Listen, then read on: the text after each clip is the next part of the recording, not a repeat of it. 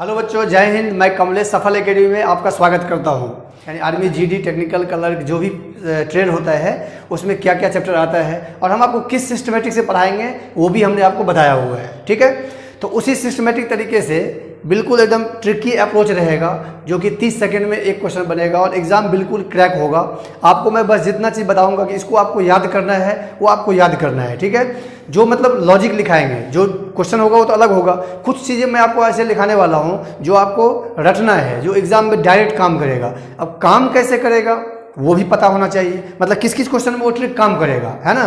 तो सबसे पहले हम लोग बात करेंगे उसी ट्रिक का। और आपने देखा होगा यहाँ पे लिखा हुआ है सिंप्लीफिकेशन, सरलीकरण। यानी कि आज हम लोग बात करने वाले हैं सरलीकरण चैप्टर का, और ये बहुत ही इंपॉर्टेंट चैप्टर है जिसमें से 1 से 2 क्वेश्चन एग्जाम में आता ही आता है। अभी हम क्वेश्चन में नहीं आएंगे बेटा, अभी क्या है इसमें पहले मैं कुछ आपको कॉन्सेप्ट बता रहा हूँ जो एग्जाम में बहुत इंपॉर्टेंट है। जैसा ये देखिए आप, 9 का स्क्वायर जैसे हम लोग जानते हैं कि 81 होता है ना। 99 का स्क्वायर जो होता है ये कितना होता है 9801। यहाँ तक तो बच्चे इजीली कर लेते हैं, लेकिन अगर 999 का स्क्वायर हो, यानी कि 4 बार 9 का वर्ग करना हो, 5 बार 9 का वर्ग करना हो, तो कैसे करेंगे। तो आप ये देखो, अब यहाँ से मैं बहुत सारे क्वेश्चन बनाऊंगा जो आपके एग्जाम में आता है। ठीक है, और उसको मिक्स करके जो प्रीवियस ईयर में एग्जाम में आ चुका है वो भी साथ साथ हम लोग डिस्कशन करते जाएंगे। तो एकदम बिल्कुल अच्छे से देखना है। 999 का अगर मुझे वर्ग करना है तो आपको 8 और 1 को रिपीट नहीं करना है। ठीक है, आपको क्या करना है, 2 बार 9 लिखना है, 2 बार 0 लिखना है। यानी कि इसका ट्रिक क्या हुआ, अगर आपको कोई कहेगा कि 4 बार 9 का स्क्वायर करो तो आप क्या करोगे, ध्यान से देखना। 3 बार 9 लेना है, 1 बार 8 लेना है, 3 बार 0 लेना है, 1 बार 1 लेना है। यानी कहने का मतलब इसका ट्रिक क्या बना कि जितनी बार 9 का वर्ग करना है उससे 1 कम 9, 1 कम 0। बात क्लियर है। तो इस तरीके से अगर हम इसको अप्रोच लगाएंगे तो ये 9 का स्क्वायर जो है ये बहुत फास्ट होगा। अब जैसे देखिए आप कितना फास्ट होगा। अगर 5 बार 9 का वर्ग करना है तो अब आप भी बता सकते हो इसको क्या करना है मुझे, 4 बार 9 है ना, फिर 8, फिर 4 बार 0 और 1। आर्मी का सिलेबस में होता क्या है, एक लिमिटेड है, मतलब इसमें लिमिट है कि इतना ही पूछेगा। ठीक है, तो इसीलिए बहुत कम टाइम में इसका सिलेबस खत्म हो जाता है। ये मेरा गारंटी है, अगर आपने पूरा मैथ्स का अच्छे से पढ़ा है तो इसके बाहर क्वेश्चन एक भी एग्जाम में नहीं आएगा। अब आप सोच रहे होंगे कि इसका फायदा क्या है। तो एग्जाम में बहुत बार पूछा हुआ है कि 4 अंकों की बड़ी से बड़ी संख्या जो पूर्ण वर्ग है वो क्या होता है। एग्जाम में क्वेश्चन कैसे पूछेगा कि 4 अंकों की बड़ी से बड़ी संख्या। एक बार मैं क्वेश्चन भी आपको लिख के दिखा देता हूं कि एग्जैक्ट क्वेश्चन क्या आएगा। 4 अंकों की बड़ी सी बड़ी संख्या, बड़ी सी बड़ी संख्या, ठीक है, जो पूर्ण वर्ग है।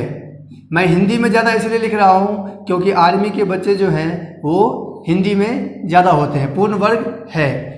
और ऑप्शन में कैसा रहता है, ऑप्शन हुआ आपका 9604, बी 9801, सी 9999 और डी रहेगा आपका नन ऑफ दीज। इंग्लिश में रिपीट कर रहा हूं मैं क्वेश्चन को, 4 digit greatest number which is a perfect square. ठीक है, तो ये जो है अगर आप इसको बनाने की कोशिश करोगे तो आप ये बात समझ जाओ कि कम से कम 5 से 10 मिनट लगेगा इसको बनाने में, क्योंकि भागफल विधि से वर्गमूल निकालना आपको आना चाहिए। वो ट्रिक अप्लाई करने की जरूरत नहीं है। आप ये देखो यहाँ पे लिखा हुआ है 4 अंकों की बड़ी से बड़ी संख्या जो पूर्ण वर्ग है 9801। तो यही मैं आपको एक लिस्ट तैयार करूंगा, 4 अंकों की बड़ी से बड़ी संख्या और 4 अंकों की छोटी छोटी संख्या। पूर्ण वर्ग भी तैयार करेंगे और सिर्फ बड़ी से बड़ी भी तैयार करेंगे।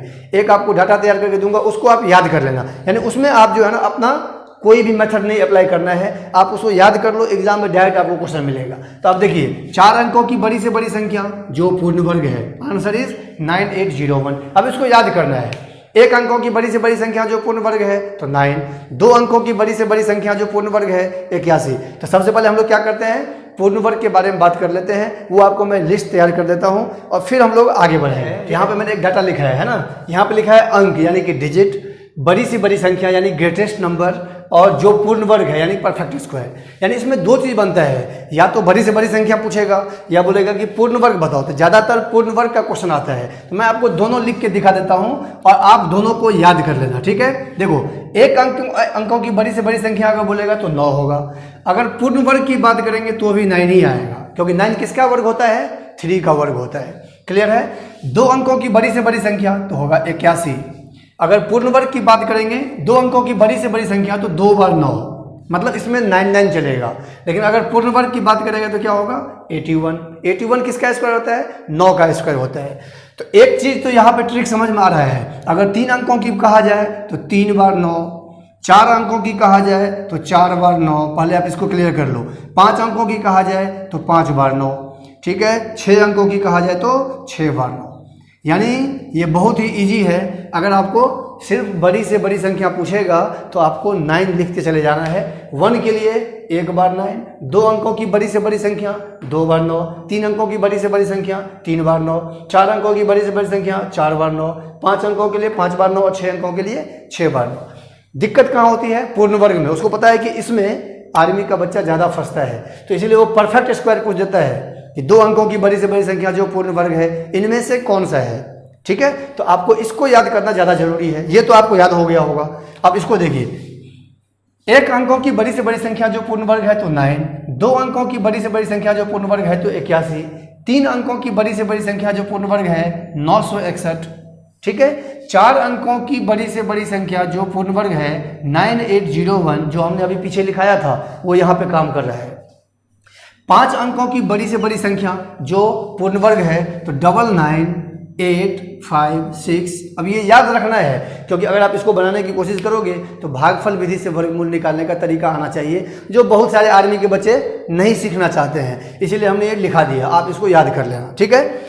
और इसको याद कर लेंगे तो आपको एग्जाम में बहुत हेल्प मिलेगा, क्योंकि इसमें इतना आसान भी क्वेश्चन नहीं पूछता है कि सीधे पूर्ण वर्ग नहीं पूछेगा। अभी मैं आपको क्वेश्चन में ले जाऊंगा जो एग्जाम में आया हुआ है। आइए, 6 अंकों की बड़ी से बड़ी संख्या तो ये हो जाएगा 998001। अगर आप बोलोगे सर फिर उस ट्रिक का क्या फायदा, तो देखो 2 अंकों में, 4 अंकों में, 6 अंकों में, फिर 8 अंकों की बोलेगा तो जब सम का बोलता है तो वो आपको ट्रिक 9 वाला स्क्वायर यहाँ पे लग जाएगा। आपने देखा होगा 9 का स्क्वायर 81, 99 का स्क्वायर ये था, 999 का स्क्वायर ये था। तो मतलब सम संख्याओं वाले में यानी 2 अंकों का, 4 अंकों का, 6 अंकों में आपको वो टेबल काम करेगा, और विषम वाले में वो टेबल नहीं काम करेगा। इसीलिए मैंने आपको ये लिखा दिया है लिस्ट। अब बोलो इसे कहाँ तक याद करना है, इससे बाहर बेटा जाना नहीं है, क्योंकि इसके बाहर आर्मी के एग्जाम में सोच नहीं सकता है। ये बहुत ज़्यादा लिखा दिया हमने। अभी तक आपके एग्जाम में 4 अंक तक ही टच किया है, यानी कि 4 अंकों की बड़ी से बड़ी संख्या या 4 अंकों की बड़ी से बड़ी संख्या जो पूर्ण वर्ग है। अब सवाल ये होता है, चलो इसको हमने याद कर लिया, एक तो ये क्वेश्चन बना कि बड़ी से बड़ी संख्या होगा तो होगा, पूर्ण वर्ग होगा तो होगा, क्या होगा। अब मिक्स करके कैसे क्वेश्चन पूछा जाता है, तो इसके लिए आपको छोटी छोटी संख्या भी पता होना चाहिए। सेम जैसे बड़ी से बड़ी हमने बनाया है, यहाँ पर अभी लिखेंगे छोटी से छोटी संख्या यानी कि स्मॉलेस्ट नंबर, और जो पूर्ण वर्ग है यानी कि परफेक्ट स्क्वायर। फिर दोनों को मिक्स करके, जो अभी हाल फिलहाल में रिलेशन भर्ती का पेपर हुआ था उसमें पूछा गया था कि 4 अंकों की बड़ी से बड़ी संख्या और 4 अंकों की छोटी छोटी संख्याओं का अंतर क्या होगा। तो अब आप समझो कितना मुश्किल काम है। अगर आपको ये चीज़ नहीं याद है ना, 4 अंकों की बड़ी से बड़ी संख्या हमने बताया आपको 4 बार 9, पूर्ण वर्ग नहीं, सिर्फ बड़ी से बड़ी संख्या। 4 अंकों की छोटी छोटी संख्या, आपने ये तो याद कर लिया, छोटी छोटी संख्या आपको पता नहीं है तो आप सॉल्व ही नहीं कर सकते हो। 4 अंकों की छोटी छोटी संख्या होता है 1000, जैसे हमने आपको इसका ट्रिक बताया है उसी तरीके से स्मॉलेस्ट का भी ट्रिक होता है। इसको आप माइनस कर दो 8999। अब आप देखो कितना सिंपल तरीका हो गया इसका बनाने का। 4 अंकों की बड़ी से बड़ी संख्या तथा 4 अंकों की छोटी छोटी संख्याओं का अंतर क्या होगा। तो जिसको ये टेबल पता है और छोटी संख्याओं का टेबल जो अभी मैं बताने वाला हूं, ये दोनों आपको पता है, तो इसमें से जितने भी क्वेश्चंस बनेगा आप उसको इजीली सॉल्व कर सकते हो, ठीक है। तो आइए छोटी छोटी संख्या की टेबल देखते हैं। चलिए, तो आपके सामने मैंने टेबल फिर लिखा है, अंक लिखा है यहाँ पर छोटी छोटी संख्या यानी कि स्मॉलेस्ट नंबर, और यहाँ पर क्या लिखा है पूर्ण वर्ग यानी कि परफेक्ट स्क्वायर। तो जैसे कि हमने ग्रेटेस्ट का आपको बता दिया, अब हम बात करेंगे स्मॉलेस्ट का। उसके बाद आप उसमें से खुद ही क्वेश्चन बना सकते हो, ठीक है। चलिए देखिए, यहाँ अगर 1 अंक की बात करता है, 2 अंक की, 3, 4, 5 और 6 अंक तक आपको तैयार करके जाना है, क्योंकि अगर कलर के बच्चे हैं तो 6 अंक 5 अंक तक का एग्जाम में आ सकता है। जीडी वाले का अभी तक 4 अंक तक टच किया, एग्जाम में आ चुका है। 1 अंकों की छोटी छोटी संख्या तो 1, पूर्ण वर्ग की अगर बात करें तो भी 1, यानी कि ये 1 का स्क्वायर है। क्लियर। 2 अंकों की छोटी छोटी संख्या की अगर बात करें तो 1 0। अब देखो उधर बड़ी से बड़ी में क्या था 9 लग रहा था, है ना, इधर क्या होगा 1 पर 0 लगाते जाओगे आप। और अगर 2 अंकों की छोटी छोटी संख्या जो पूर्ण वर्ग है, अगर आपसे कोई पूछता है तो आप क्या बोलोगे 16, क्योंकि 10 के बाद जो है 11, 12, 13, 14, 15 तक कोई भी ऐसा नंबर नहीं है जो किसी का स्क्वायर हो। ये किसका स्क्वायर होता है? 16, 4 का वर्ग होता है ना। आइए 3 अंकों के लिए क्या करेंगे, 1 पे डबल जीरो, यानी 1 लिख लो और 3 अंक बना दो, 2 जीरो चाहिए, है ना। और 3 अंकों की छोटी छोटी संख्या जो पूर्ण वर्ग है। अब देखो 3 अंकों की छोटी छोटी संख्या जो पूर्ण वर्ग है, तो इसके लिए मुझे क्या करना पड़ेगा? 3 अंक शुरू कहाँ से होते हैं आप खुद ही सॉल्व कर सकते हो। 100 से लेकर के और कहाँ तक जाएंगे हम, यानी कि स्मॉलेस्ट की बात कर रहा है, 961 तक, 981, 999 तक होता है, जिसमें हमने पढ़ चुका है कि 961 जो है वो किसका वर्ग है? पूर्ण वर्ग है, बड़ी से बड़ी संख्या का। तो आपको क्या करना है? छोटी छोटी संख्या कर लेना है। तो मुझे ये तो चाहिए नहीं, जब छोटी छोटी बोलेगा तो इधर से जाएंगे, तो 100 किसका वर्ग होता है? तो 10 का होता है। यानी कि अगर आप देखेंगे तो एक छोड़ के एक जो है वो आपको सेम दिखेगा। देखो 1 1 सेम हो गया, फिर ये दोनों सेम नहीं मिलेगा, फिर 100 सेम मिला। आगे बढ़िए, 100 जो होता है वो 10 का स्क्वायर होता है। 4 अंकों की छोटी छोटी संख्या, फिर ये मैच नहीं करेगा, एक पर कितने जीरो लगेंगे? 3 जीरो। 4 अंकों की छोटी छोटी संख्या जो पूर्ण वर्ग है 1024, बहुत ही इंपॉर्टेंट है, बहुत बार पेपर में आ चुका है। 4 अंकों की छोटी छोटी संख्या जो पूर्ण वर्ग है, इंग्लिश वाले सुनेंगे 4 digit smallest number which is a perfect square, तो 1024, ठीक है। 5 अंकों की छोटी छोटी संख्या तो क्या हो जाएगा? ये देखिए 4 जीरो हो गया, सेम फिर ये रिपीट हो जाएगा यहाँ पर, यानी कि यही आएगा छोटी छोटी संख्या में, क्योंकि ये 100 का स्क्वायर होता है। देखो तो एक छोड़ के हो रहा है ना, यहाँ पर ये था सेम हो गया पूर्ण वर्ग में भी। 100 हो गया 3 अंकों की छोटी छोटी संख्या, सेम हो गया पूर्ण वर्ग में 10 का स्क्वायर। 100 हो गया 10,000 हो गया आपका 5 अंकों की छोटी छोटी संख्या, सेम आ गया किसमें? पूर्ण वर्ग में। अब आते हैं कहाँ? 6 अंकों के लिए, तो 1 पे कितने जीरो हो जाएंगे? 5 जीरो। क्लियर है बात? देखिए 1 2 3 4 5 6, मतलब ये तो लॉजिक आपको समझ में आ गया होगा कि बड़ी से बड़ी में सिर्फ 9 लेना है, छोटी छोटी में क्या लेना है? 1 पर जीरो लगाते जाना है। ओके, अब इसका जो होगा वो जाएगा 100489, मतलब इसके बाहर जो है ना वो एग्जाम में सोच नहीं सकता है क्वेश्चन बनाने के लिए। तो 4 अंक तक का तो कंफर्म याद कर लेना, 5 और 6 हमने आपको एक्स्ट्रा लिखा दिया है। अब जो मैंने आपको बताया था कि एग्जाम में क्वेश्चन कैसे पूछा जाता है, तो देखो अब आजकल जो क्वेश्चन पूछा जाता है थोड़ा सा लेवल को घुमा फिरा देता है क्वेश्चन को, यानी कि एक चीज में 2 चीज मिक्स कर देता है ताकि आपको दोनों चीज पता होना चाहिए। जैसे पहले पूछता था कि 4 अंकों की बड़ी से बड़ी संख्या क्या है, तो 4 बार 9। उसके बाद पूछना शुरू किया 4 अंकों की बड़ी से बड़ी संख्या जो पूर्ण वर्ग है 9801, जो हमने पीछे लिखाया। फिर पूछना शुरू किया 4 अंकों की छोटी छोटी संख्या क्या है, तो 1000। फिर ये भी आ चुका है, ये चारों क्वेश्चन तो बहुत बार पेपर में आ चुका है। लेकिन आपको कभी ऐसा पूछ देगा कि 4 अंकों की बड़ी से बड़ी संख्या जो पूर्ण वर्ग है तथा 4 अंकों की छोटी छोटी संख्या जो पूर्ण वर्ग है, उन दोनों का अंतर क्या होगा? अब ऑप्शन आपका दिया रहेगा, है ना। तो जिसको पता है कि 4 अंकों की बड़ी से बड़ी संख्या जो पूर्ण वर्ग है, हम पीछे लिखा चुके हैं 9801, इसे प्रीवियस टेबल देखेंगे आपको मिल जाएगा। ओके, और 4 अंकों की छोटी छोटी संख्या जो पूर्ण वर्ग है 1024, मतलब हम इसमें ये नहीं बोल सकते हैं कि एक ही क्वेश्चन बनेगा। अब आप देख लो, अगर आपको बोलेगा कि इन दोनों का जोड़ क्या होगा, इन दोनों का माइनस क्या होगा, इन दोनों को जोड़ने पर क्या होगा, मतलब इसमें जितने टेबल है, जितने डिजिट आपको दिख रहा है, उतना ही क्वेश्चन बनेगा। तो ये बना ना क्वेश्चन, 4 अंकों की बड़ी से बड़ी संख्या जो पूर्ण वर्ग है, 4 अंकों की छोटी छोटी संख्या जो पूर्ण वर्ग है, इन दोनों को क्या कर देंगे? हम माइनस कर देंगे। 11 में से 4 जाएगा तो क्या होगा? 7। 9 में से 2 चला गया तो कितना हो गया? 7। फिर ये कितना हो गया? 7, और ये कितना हो गया? 8, है ना। देखिए आप 8777 हो गया। तो ये भी एक क्वेश्चन बन सकता है, वैसे अभी तक आया नहीं है, एग्जाम में आया है जो हमने प्रीवियस में करवाया था कि 4 अंकों की बड़ी से बड़ी संख्या तथा 4 अंकों की छोटी छोटी संख्या का अंतर क्या होगा, ये आ चुका है पेपर में। तो इस तरीके से इस टेबल से आप अलग अलग क्वेश्चन खुद डिराइव कर सकते हैं, लेकिन डिराइव तभी करोगे जब आप इस टेबल को क्या करोगे?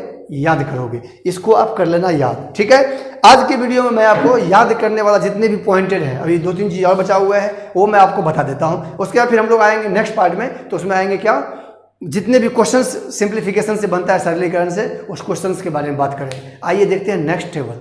चलो बेटा, नेक्स्ट जो पॉइंट हमने लिखा है ये है ट्रिपलेट। अच्छा, आप ये बात समझ आना, इसमें से एक क्वेश्चन एग्जाम में आता ही आता है, मोस्ट इंपोर्टेंट पॉइंट है ये, ठीक है। अब ये कहाँ कहाँ काम करेगा ना, आप सोच नहीं सकते हो कि ये जो टेबल है कितना इंपॉर्टेंट है। इसको आपको क्या करना है? याद करना है। याद कैसे करना है मैं बताता हूँ आपको। 3 4 5 5 12 13, 6 8 10, 7 24 25, ठीक है, 10 24 26, 8 15 17, 12 16 20, 1 1 √2। आप सोच रहे होंगे इसका काम क्या है। आपने देखा होगा क्वेश्चन एग्जाम में आता है एक समकोण त्रिभुज की दो भुजाएं, समकोण त्रिभुज। मैं बताऊंगा कि ये कहाँ कहाँ काम करेगा, तो आप जब पेपर प्रैक्टिस करोगे तो आपको ये क्वेश्चन का डिजिट दिखेगा। मैं चाहता हूं कि आप इस डिजिट को इतना याद कर लो कि जहां भी ये क्वेश्चन मिले आप उसको डायरेक्ट आंसर टिक लगाओ, मतलब सीधे कलर करना पड़ेगा, आपको सॉल्व नहीं करना पड़ेगा। लेंथी मेथड में जाओगे तो बहुत टाइम लगेगा इसमें। ये है ट्रिपलेट। एक्चुअली इसका नाम क्या है, मैं पहले नाम लिख देता हूँ। ट्रिपलेट नाम है। ट्रिपलेट का मतलब होता है त्रिपद। क्या है? त्रिपद। क्लियर है? त्रिपद है, देख रहे हैं 3 पद है यहाँ पर, 3 4 5। अब ये आया कहाँ से, पहले ये समझिए। ये है राइट एंगल ट्रायंगल, समकोण त्रिभुज, है ना। ये हो गया ए, ये हो गया बी, ये हो गया सी। बोलते हैं ना कि एक समकोण त्रिभुज ए बी में ए बी सी, बी पर क्या है? समकोण है। A B equal to 5 centimetre है, B C equal to 4 centimetre है, तो ए सी का मान क्या होगा? अब वहाँ पर बहुत सारे बच्चे क्या करते हैं, इसको जाते हैं पाइथागोरस थ्योरम में लेकर के। वैसे ये पाइथागोरस थ्योरम ही है, लेकिन आप जब तक इसको सॉल्व करोगे तब तक तो वहाँ आंसर आ जाएगा 3 4, तो आंसर क्या हो जाएगा? 5। आपको ये बात ध्यान रखना है, ये जो चीज़ लिखा रहा हूँ मैं, ये तीनों ही लिखा रहा हूँ। कभी ये दिया रहेगा, ये दिया रहेगा तो ये पूछेगा। ऐसा जरूरी नहीं है कि 5 ही आंसर होगा सबका, है ना, या ये बड़ा वाला ही आंसर होगा। अगर 4 5 दिया तो 3 आंसर होगा, 5 13 दिया तो 12 आंसर होगा, मतलब किसी भी तरीके से हो सकता है। अब ये कहाँ कहाँ काम करता है, पहले आप वो देखिए, पहले तो ये क्लियर कर लें, ये टेबल कहाँ कहाँ काम करेगा। जहाँ पर लिखा होगा समकोण त्रिभुज, समकोण त्रिभुज यानी कि राइट एंगल ट्रायंगल, इंग्लिश वाले इंग्लिश में नोट बनाते जाना, ठीक है। राइट एंगल ट्रायंगल जहाँ लिखा होगा वहाँ पर ये ट्रिक आपका काम करेगा। क्लियर है?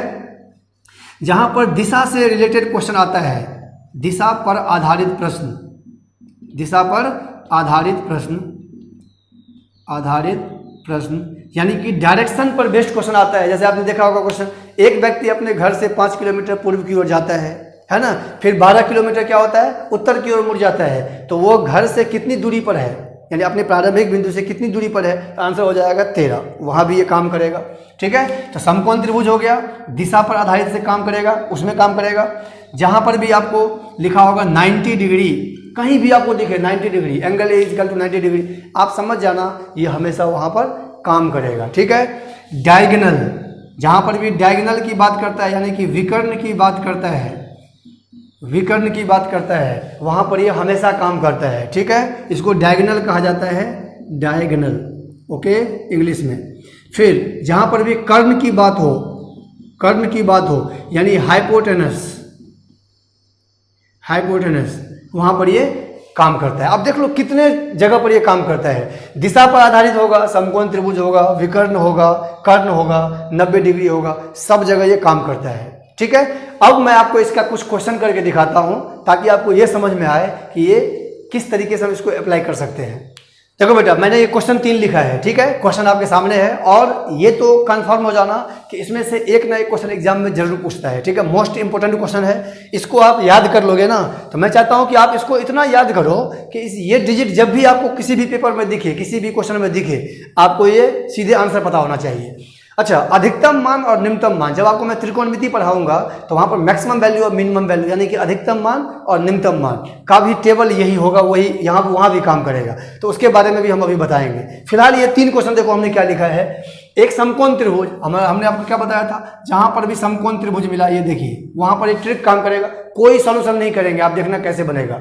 एक समकोण त्रिभुज की 2 भुजाएं क्रमशः 6 सेंटीमीटर तथा 8 सेंटीमीटर है, ठीक है, एकदम बिल्कुल आर्मी के एग्जाम में इसी लेवल का क्वेश्चन आता है। तो बोल रहे हैं तीसरी भुजा क्या होगी। अब जिस बच्चे को पता है कि 6 8, तो आंसर क्या होगा 10, वो बनाने की जरूरत ही नहीं है। देखो 6 8 तो आंसर 10, आपको 6 दिखा 8 दिखा, आंसर कितना होगा 10 सेंटीमीटर, बनाने की जरूरत नहीं है ना।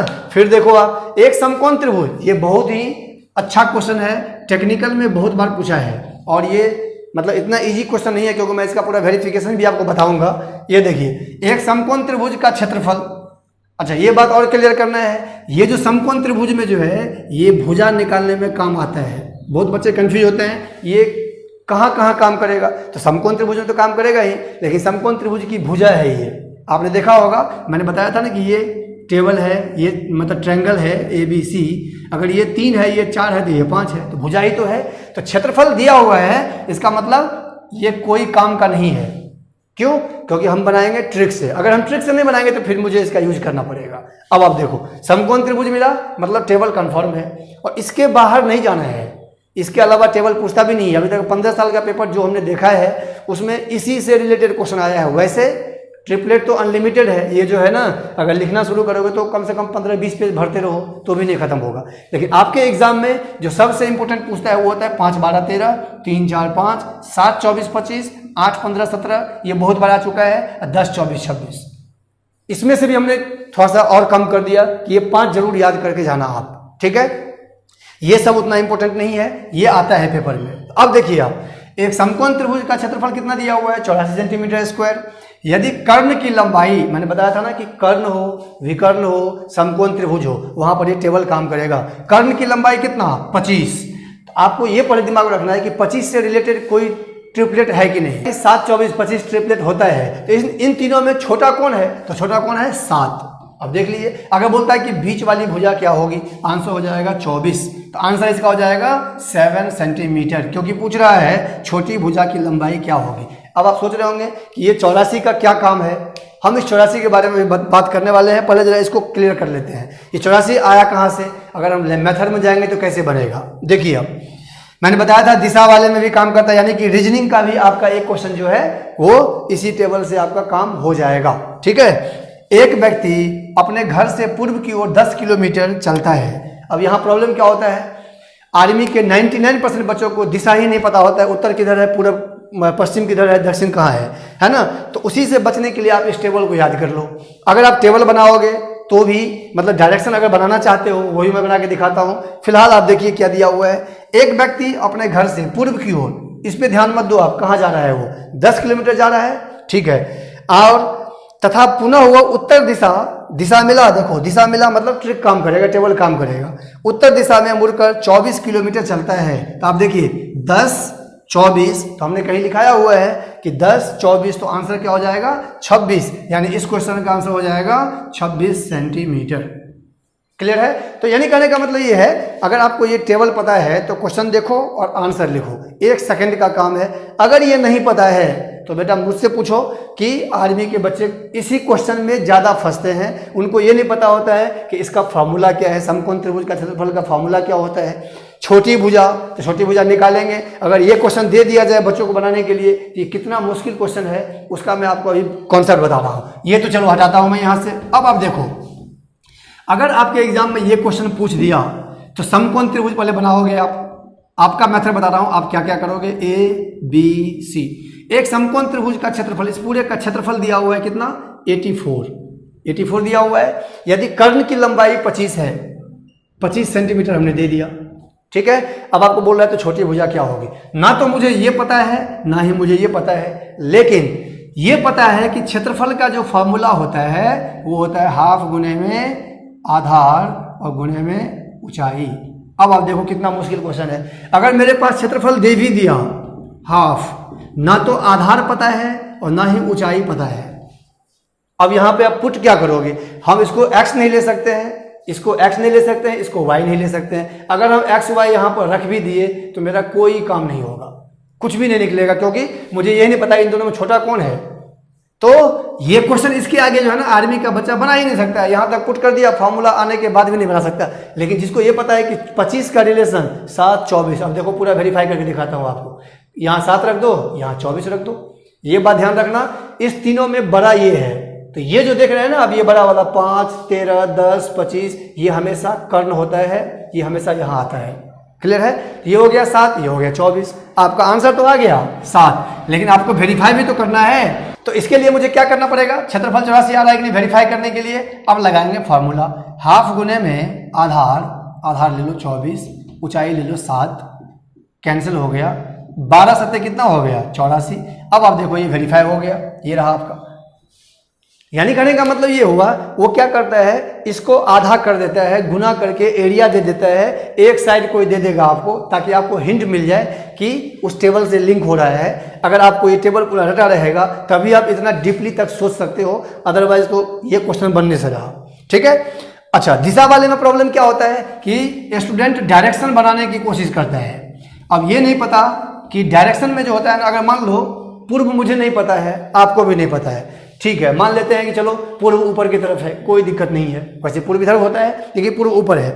अब हम अगर यहाँ पहुंचे, अब मान लो आपका घर यहाँ है, आप यहाँ पहुंचे, ठीक, यहाँ पहुंचने के बाद आप इधर मुड़ो चाहे इधर मुड़ो, जब जहां कहीं भी मुड़ोगे या तो यहाँ मुड़ोगे या इधर मुड़ोगे, तो आप देखो तो ये 90 डिग्री पर ही मुड़ेगा। कोई भी व्यक्ति अगर मान लो हम यहाँ से आए और इधर मुड़ रहे हैं, तो मुड़ रहे हैं तो 90 डिग्री पर ही मुड़ेंगे, तो 90 डिग्री का है तो एंगल बनेगा।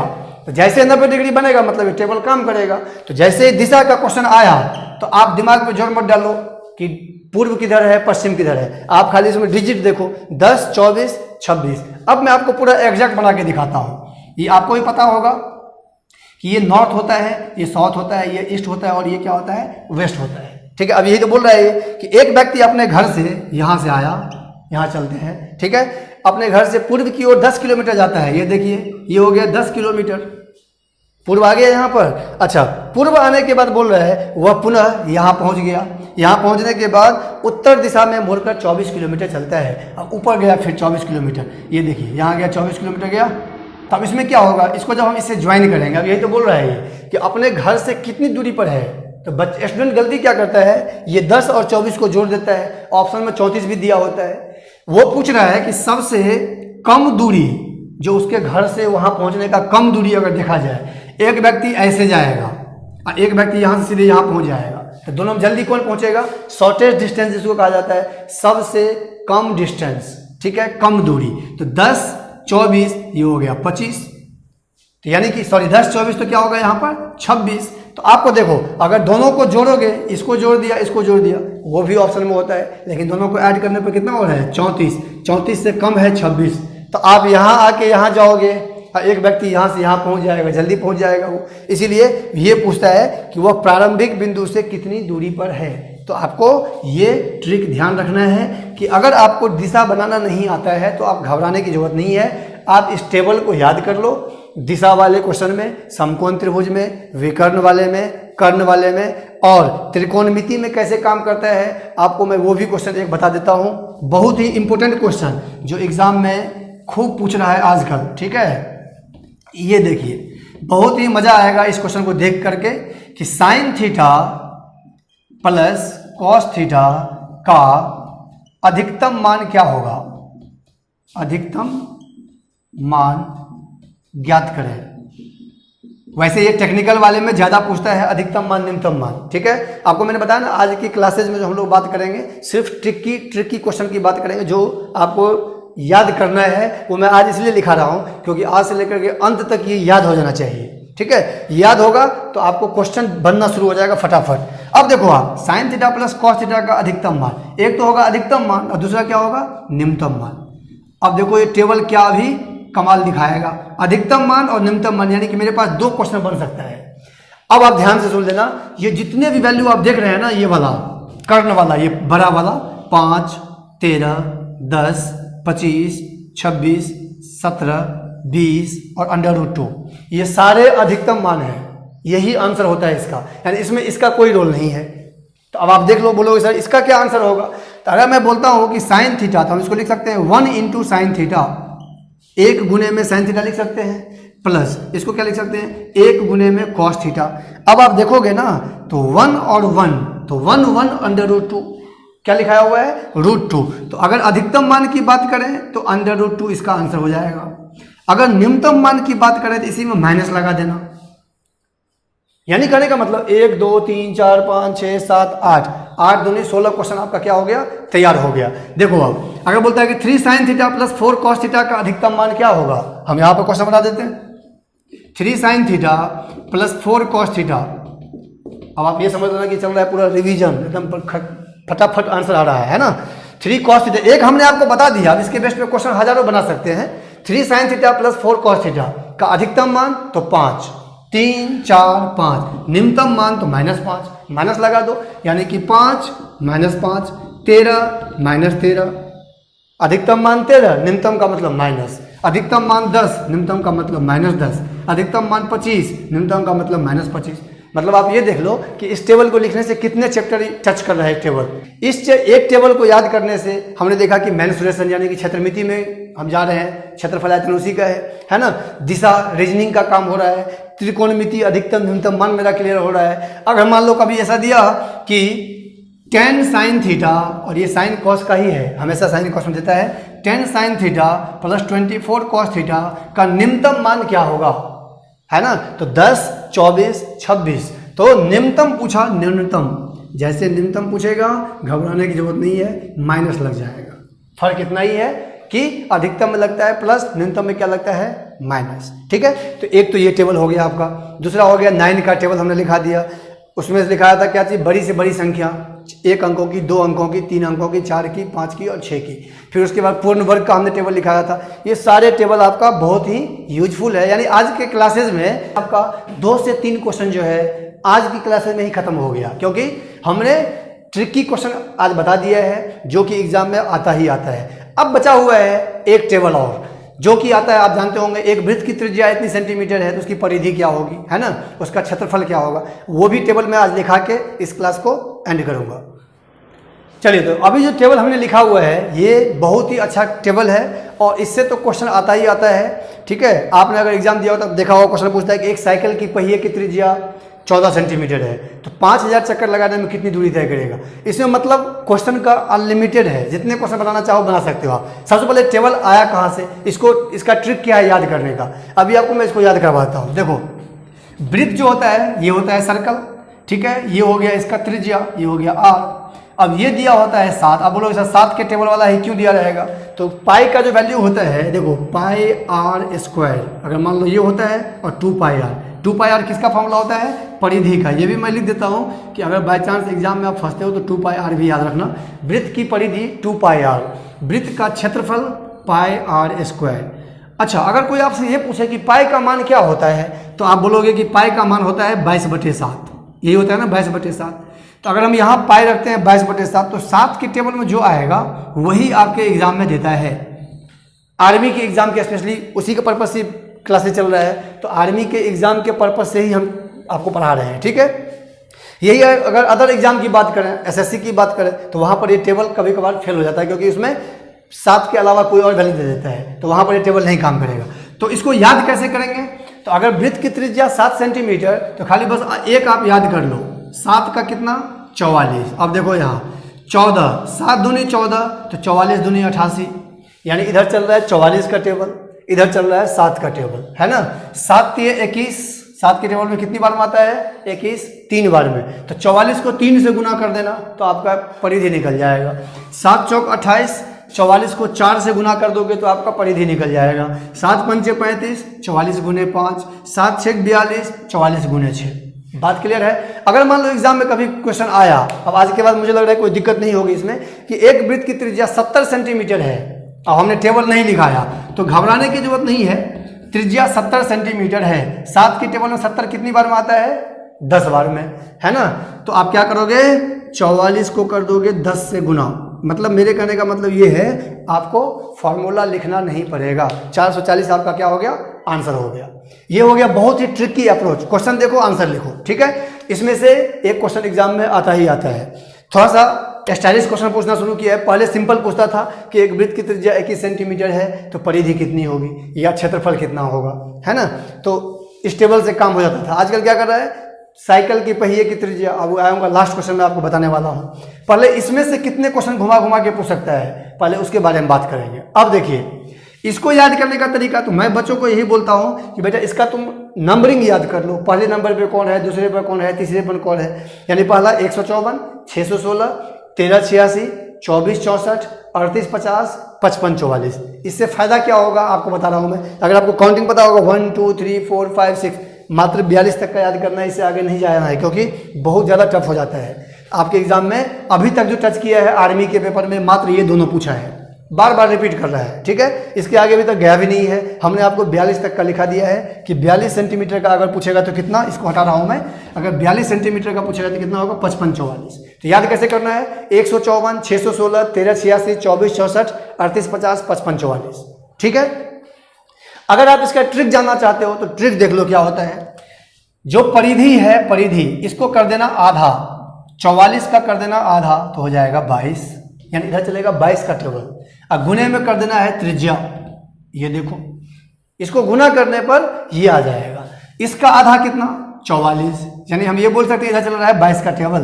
फिर त्रिज्या से गुना कर दो, फिर 22 का टेबल तो 66, इसका आधा 66 होता है ना, इंटू कितना 21।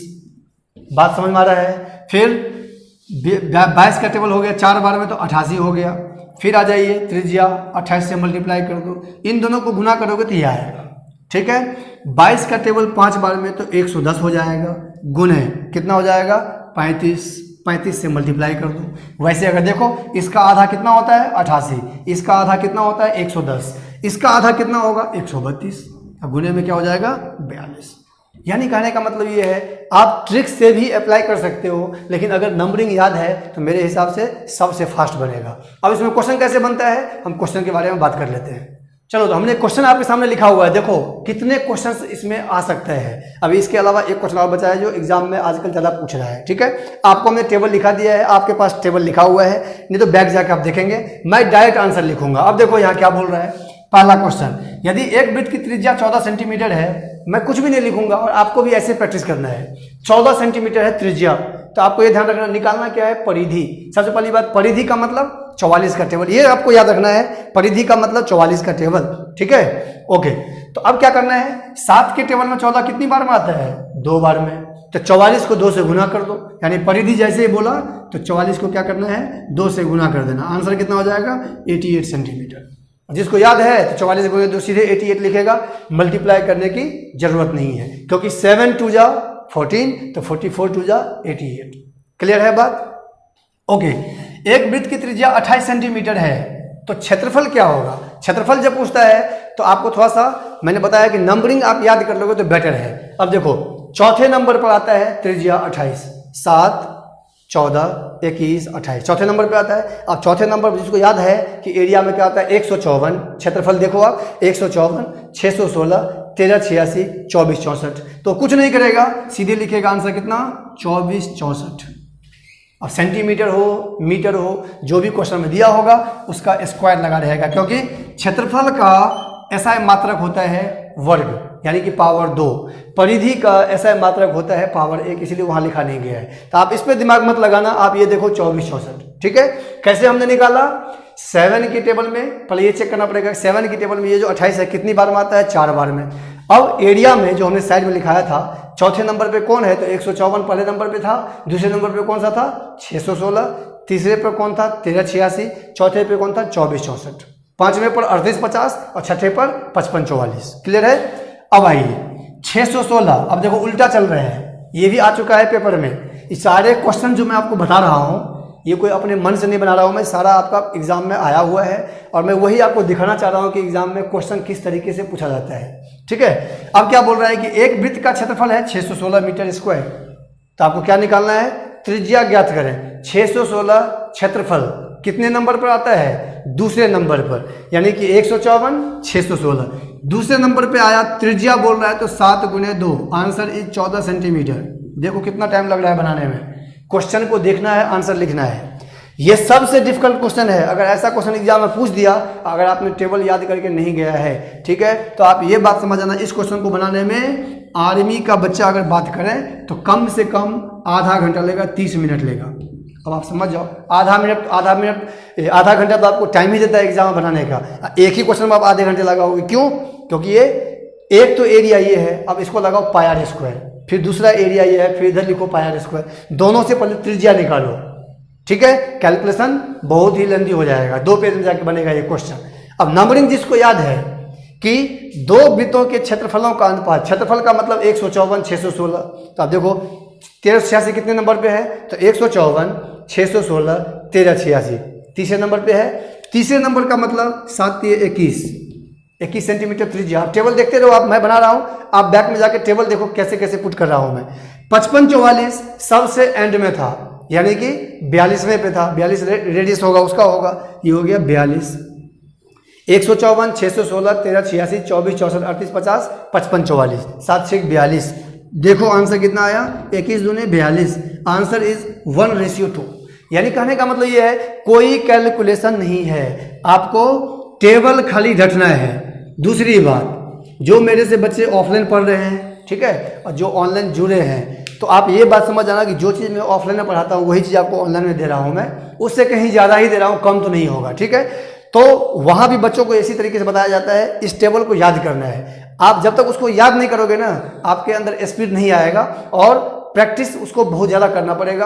आप कोई भी बुक बनाओगे, आप ये बात देख लेना कि आप कोई बुक बनाते हो, जितना चीज़ मैं लिखा रहा हूँ, ठीक है, जैसे मैंने लिखा दिया 7 का टेबल, अब 42 तक ही हमने लिखाया है। आप कोई बुक उठा के देख लो आर्मी का, ठीक है, प्रीवियस ईयर लो, सैंपल पेपर लो, चाहे जो भी लो, आपको इसके बाहर कुछ मिलेगा नहीं। ऐसा कभी नहीं होगा कि 42 से बाहर जाके पूछेगा, ठीक है। तो इस बात को आप ध्यान रखना, इस टेबल को आपको रटना है और किस तरीके से यूटिलाइज करना है। हमने 4 क्वेश्चन आपको लिख के बताया। एक क्वेश्चन जो है, जो सबसे ज्यादा एग्जाम में पूछा है, जो मैंने बार बार बताया था, साइकिल की पहिए की त्रिज्या।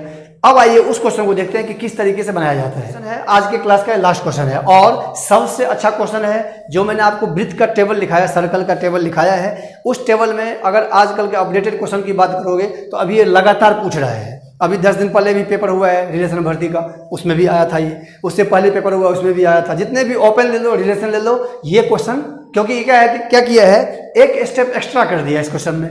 आपको वृत्त के बारे में तो जानना ही है। साइकिल की पहिए की त्रिज्या कितना दिया हुआ है, 35 सेंटीमीटर, तो साइकिल की पहिए की त्रिज्या तो वृत्ताकार ही होगा। ये दे दिया कि ये है 35 सेंटीमीटर, है ना। अब ध्यान से सुनिए आप, अगर बोल रहा है कि उस पहिए को 5000 बार घुमाया जाए, 5000 चक्कर लगाया जाए, यानी यहां से शुरू अगर हमने किया, ये रिवॉल्यूशन अगर 5000 बार घुमाते हैं, यानी कहने का मतलब आप समझो, आपके साइकिल की पहिए की त्रिज्या 35 सेंटीमीटर है, आप 5000 राउंड लगा के आते हो किसी मार्केट में, ठीक है, इस वृत्ताकार राउंड को 5000 लगाते हो, तो कितनी दूरी तय करके आप घर पहुंचे, ये पूछना चाह रहा है ये। तो अब इसमें सवाल ये है कि इसमें फॉर्मूला क्या लगेगा, परिधि तो लगेगा ही लगेगा। इसमें कभी भी जहां पर भी, अभी आप पॉइंट बना के लिख लेना कि जहां पर भी चक्कर का वर्ड आता है, रिवॉल्यूशन, ठीक है, वहां पर हमेशा क्या निकलता है, परिधि निकलता है। एरिया के बारे में आपको सोचना नहीं है, क्योंकि ये जो होता है ना, ये आपको मैं बता देता हूं कि ये जो होता है, ये बाउंड्री, इसको बोलते हैं परिधि, यही होता है परिधि। हम साइकिल चलाएंगे तो इसी पर चलाएंगे, इसीलिए परिधि निकालना पड़ता है इसमें, ठीक है। तो अब सिंपल चलते हैं, परिधि 35, त्रिज्या 35 सेंटीमीटर, तो बेटा परिधि कितना, तो आप टेबल देखो एक बार, 35 सेंटीमीटर का परिधि कितना होता है, तो त्रिज्या 35 है, 7 के टेबल में कितनी बार में आता है, 5 बार में। तो रेडियस के लिए 35 हो गया, 7 से मल्टीप्लाई करते हैं, तो परिधि के लिए कितने से मल्टीप्लाई करेंगे, 44 से मल्टीप्लाई करेंगे। 44 को कर दो 5 से गुना, ये 220 सेंटीमीटर आपका निकल गया परिधि, ठीक है। बिल्कुल देखो डायरेक्ट आ गया, 220 सेंटीमीटर क्या हो गया, परिधि हो गया। यानी कि एक बार अगर हमने इसको मूव किया, यहां से अगर हम चलना शुरू किए, तो ये जो एक बार यहां से यहां तक आ गए, ये कितने आ गए, 220 किलोमीटर या मीटर जो भी है, सेंटीमीटर में है फिलहाल ये अभी, हम लोग 220 सेंटीमीटर एक रिवॉल्यूशन में तय कर गए यहाँ से यहाँ पहुँचने में। तो 5000 में कितना होगा, गुना कर दो 5000 से, तो कितना हो जाएगा, ये देखो 110 पर आ जाएगा 4 जीरो। अब प्रॉब्लम क्या है पता है आपको इस क्वेश्चन में, बहुत ही अच्छा क्वेश्चन है। यहाँ पर दिया सेंटीमीटर, लेकिन लास्ट में जरूर ये लिखा रहता है किलोमीटर में ज्ञात करें, क्योंकि दूरी कभी भी मीटर में, सेंटीमीटर में तो होता ही नहीं, मीटर में तो फिर भी होता है, क्योंकि शॉर्टेस्ट डिस्टेंस मीटर में होता है, और जो लॉन्गेस्ट होता है, जो ज़्यादा दूर का डिस्टेंस हम तय करते हैं, तो किलोमीटर में लेते हैं। तो इसमें इसीलिए दिया है किलोमीटर। अब यहाँ भी बच्चा बहुत फंसता है, ऑप्शन देख रहा है, कोई ऑप्शन ही नहीं मैच कर रहा है यहाँ से, तो नॉन ऑफ दिस भी है, एक टिक लगा देता है वहाँ पर, ठीक है। तो सबसे पहले हमने इसको मल्टीप्लाई क्यों किया, पहले आप इसको समझिए। हमने एक फॉर्मूला बनाया कि परिधि गुणे में परिधि इंटू चक्कर इजकल टू कुल दूरी। आप इस फॉर्मूला को नोट कर लेना कहीं पर, ठीक है, कि जब कभी भी चक्कर वाला क्वेश्चन आता है, परिधि निकाल लो आप ट्रिक से, चक्कर से गुना कर दो, आपका आंसर डायरेक्ट आ जाएगा, ठीक है। तो ये तो समझ में आ गया आपको, इंटू हमने क्यों किया, क्योंकि एक बार के लिए 220, तो 5000 बार के लिए कितना, 5000 से गुना हो गया। अब सवाल यह है कि इसका आंसर क्या होगा, तो अब आ जाओ, 1 किलोमीटर में कितने मीटर होते हैं, तो 1000 मीटर होते हैं, ये तो बच्चों को पता होता है। 1 मीटर में कितने सेंटीमीटर, तो 100 सेंटीमीटर होते हैं, ये भी पता है। लेकिन 1 किलोमीटर में कोई अगर सेंटीमीटर पूछता है, तो स्टूडेंट को लगता है कि क्वेश्चन गलत पूछ रहा है, होता है। ये देखो, अगर 1 किलोमीटर से सेंटीमीटर की बात करें, यानी यहां से मुझे डायरेक्ट यहां आना है, 1 किलोमीटर से सेंटीमीटर आना है, तो इसका मतलब ये लेना पड़ेगा और ये लेना पड़ेगा, 3 और 2 5 जीरो, यानी कि 1 लाख हो जाएगा। कितने हो जाएंगे? 1 लाख सेंटीमीटर। तो अगर कोई आपसे ये पूछता है, ये भी नोट कर लेना कि अगर कोई आपसे ये पूछता है कि 1 किलोमीटर में कितने मीटर, तो 1000 मीटर। 1 मीटर में कितने सेंटीमीटर, तो 100 सेंटीमीटर। लेकिन 1 किलोमीटर में कितने सेंटीमीटर, तो ये मत बोलना कि क्वेश्चन गलत है। 1 लाख सेंटीमीटर, तो 1 लाख में कितने जीरो? 5 जीरो। इसको 1 लाख से क्या करना पड़ेगा? मुझे भाग करना पड़ेगा किलोमीटर बनाने के लिए। ये इससे कैंसिल हो गया, आपका आंसर आ गया 11 किलोमीटर। अब ये बन गया किलोमीटर। ठीक है, तो आंसर देखो, आंसर नंबर कौन सा है? बी। तो मेरे कहने का मतलब ये है कि आपको जब कभी भी चक्कर वाला क्वेश्चन आता है तो आपको ये बात ध्यान रखना है कि मुझे क्या निकालना है? परिधि। परिधि किससे निकलेगा? टेबल से। उसको चक्कर से मल्टीप्लाई कर देंगे तो क्या निकल जाएगा? कुल दूरी। और ये 99% क्वेश्चन रेडियस देता है सेंटीमीटर में, ध्यान रखना। और निकालने को कहा जाएगा आपको किलोमीटर में या मीटर में, सेंटीमीटर में कभी भी नहीं होगा। ठीक है, तो आज के क्लासेज में हमने बहुत सारे अच्छे अच्छे पॉइंट बताया है। इसको आप जितना, मतलब मैंने लिखा है लर्न करने वाला, आज मैंने शुरू में बता दिया था आपको कि आज का जो क्लासेज है इसमें सिर्फ आपको याद करने वाला चीज़ हमने लिखाया है। और ट्रिकी अप्रोच कैसे करेंगे, क्वेश्चन कैसे बनाएंगे, अगर देखा जाए तो 20-25 क्वेश्चन भी हमने आपको करा दिया है ना। ये क्वेश्चन बहुत ही इंपॉर्टेंट है, एग्जाम में आ चुका है। आप प्रीवियस ईयर उठा के देखो, कोई बुक बना के देखो, आपको सारा क्वेश्चन मिलेगा बुक।